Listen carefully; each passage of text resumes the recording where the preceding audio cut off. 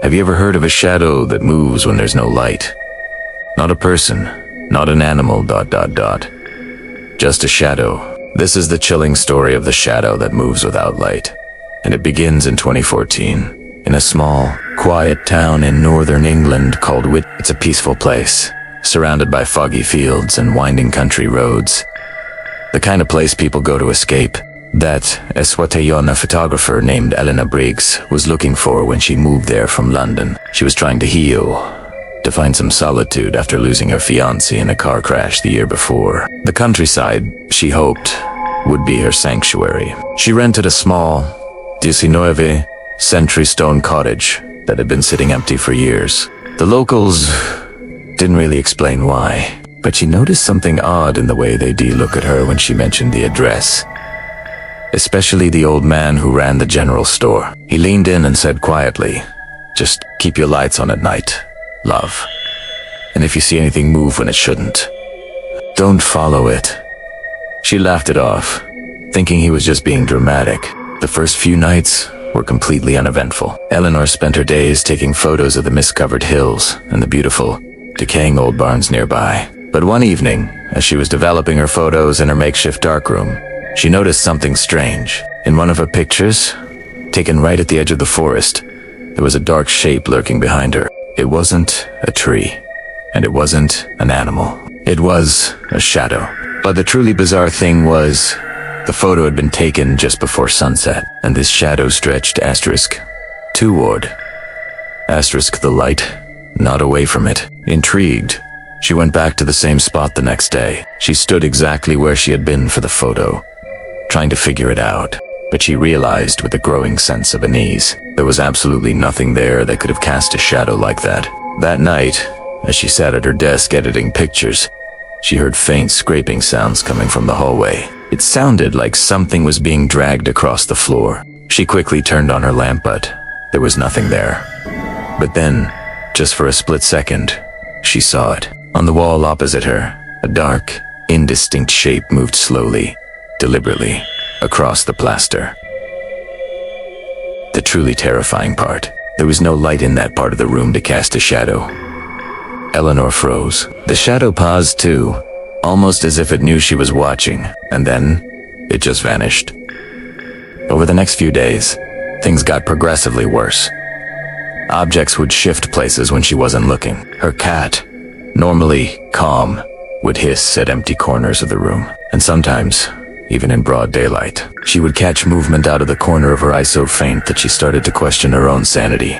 Desperate for an explanation, she confided in a local historian who had been studying the area for decades. When she mentioned the location of her cottage, his face went pale. He told her that centuries ago, there had been a gallows right near that very spot. It was a place where criminals were executed, their shadows cast long across the fields at dusk. According to local legend, one man, a murderer named Thomas Bray, had cursed the land with his final words: "If they take my life, my shadow will take theirs." It was said that ever since, his shadow has wandered freely, completely unattached to any physical form, moving in the absence of light and drawn to those who carry deep guilt or sorrow.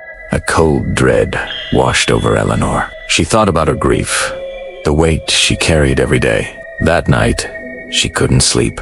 The power went out around 2:17 a.m., plunging the cottage into absolute, suffocating darkness. She fumbled for a flashlight, but before she could turn it on, she saw movement. A tall, human-like shadow was crawling along the wall. It stopped when it reached her bed.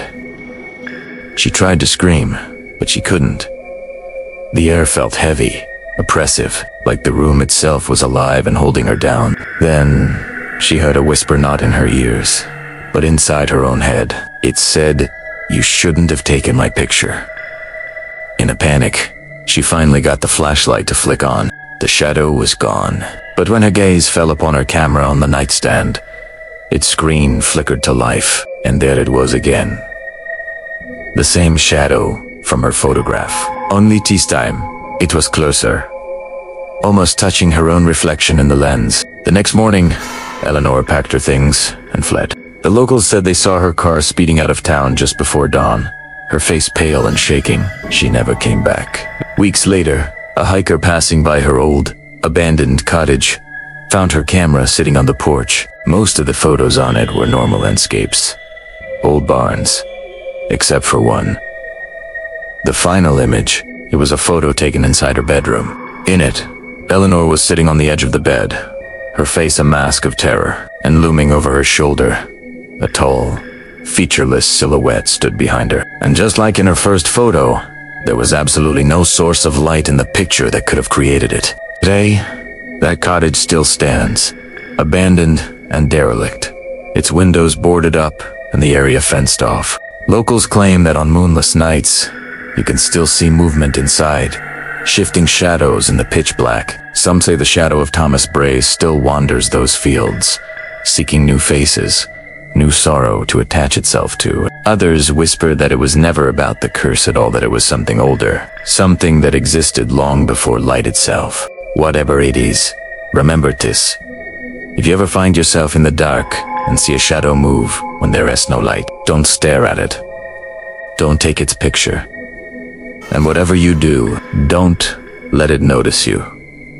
Thanks for watching. If you enjoyed this story, don't forget to hit that like button and subscribe for more content just like this. Stay safe out there, and see you in the next video.